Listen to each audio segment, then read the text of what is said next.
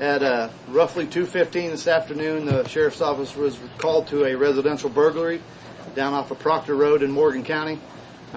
While securing the residence to investigate the burglary, Mr. Atkinson was taken into custody without incident. He is held at the Morgan County Jail for burglary second degree with no bond. Everybody knows last night, well actually it was the night before, we had a manhunt for Mr. Atkinson that involved 19 different departments, 3 different SWAT teams, helicopters, dogs, and unfortunately he got out of our perimeter somehow. I talked to Mr. Atchison on the way to the jail, and he stated that he ran from that residence to the one that I found him in that night. It's roughly 4 miles as the crow flies through the woods. He was out of the boat at around the 68-mile marker and was found roughly in the 40-mile marker area. So if you go by water, that's 28 miles. So I will start taking questions because I'm pretty sure I didn't answer them all. You said it was a residential burglary call. Was the resident inside or were they outside when they called you?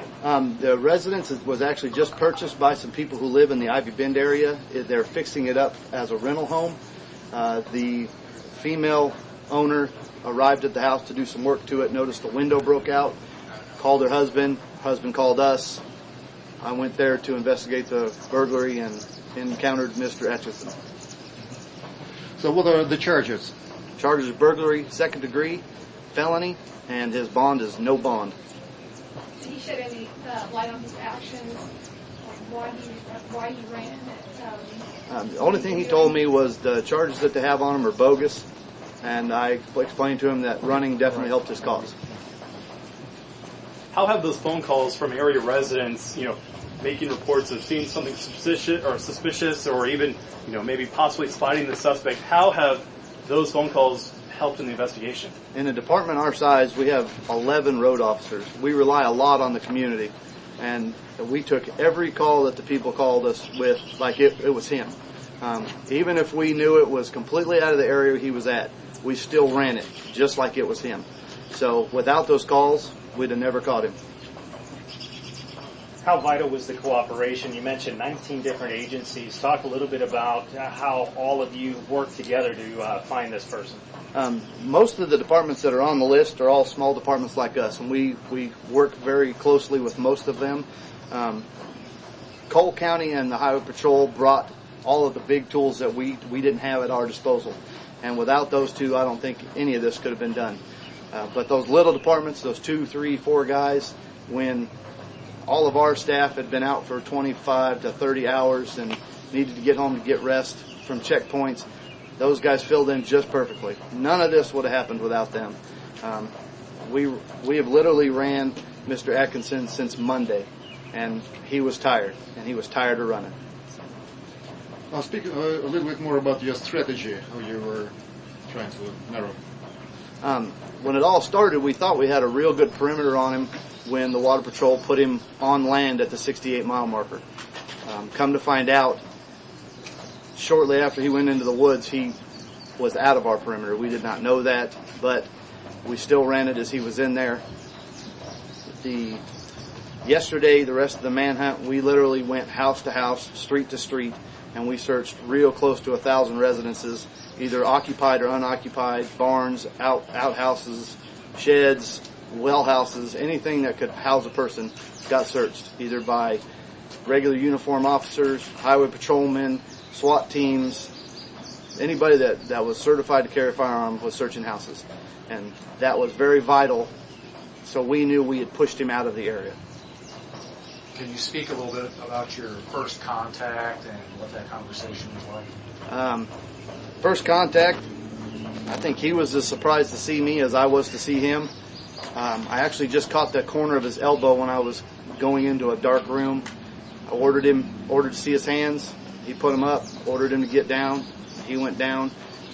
Only thing he ever said was to me was, "Please don't shoot me." And I obliged him.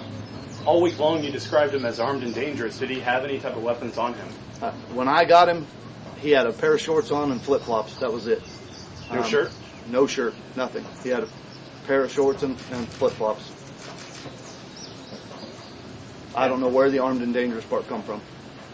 That might have been from the Boone County Sheriff's Office or Caldwell County from another incident they've had with him. I have no idea. But when I dealt with him, he was not armed. How long is he going to be here in custody in Morgan County before? I mean, as you've already alluded to, there's other counties that have charges on him as well. How long will he be here? He'll be here until he's done with court.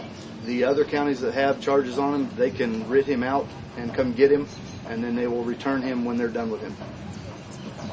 What's the type of response when you guys were going house to house searching for the suspect? What's the type of response or the feeling you got from residents when you knocked on their door? There was definitely a sign of concern when you take small lake communities that don't see a whole lot of police presence, and then you have literally blocked off their whole part of the neighborhood, and they can't come or go without talking to policemen. There was a little tension there, but I think overall those people knew we were there for the good of them, and we did everything we could to make sure that they felt safe in their homes, and I think that proved out today. So what's your message to the residents now? I appreciate all of their help. They can not lock their doors tonight if they don't want to like they used to, and they can sleep good tonight because Mr. Atkinson is in custody. How rare is this type of manhunt in this rural area to go on as long as it did? I've worked in the sheriff's office for 19 years, and I've been on 2 manhunts. So that tells you how rare this is. We spent a lot of resources and a lot of manpower to locate this gentleman, and I'm glad it paid off. Sorry, I think you already said. Can you say what the official charges are that were filed? He's charged with burglary second degree, and his charge is no bond. He has no bond on his charge. So what are the lessons you learned from Alias Ben John's search?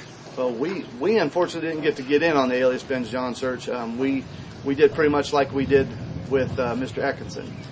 People called in, we ran the call like it was him, and that's exactly what we did with Ben Johns.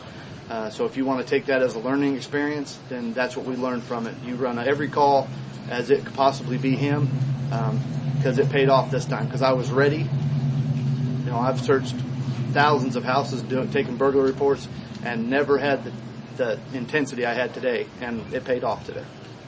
Can you explain to me a little bit more how you search a house? You look at the doors? Once you enter the residence, there's not supposed to be anybody in there. You just search room to room, closet to closet, just making sure the residence is secured. There's nobody in the residence before you actually start doing your burglary search of the residence. And that's when I located him in the back bathroom.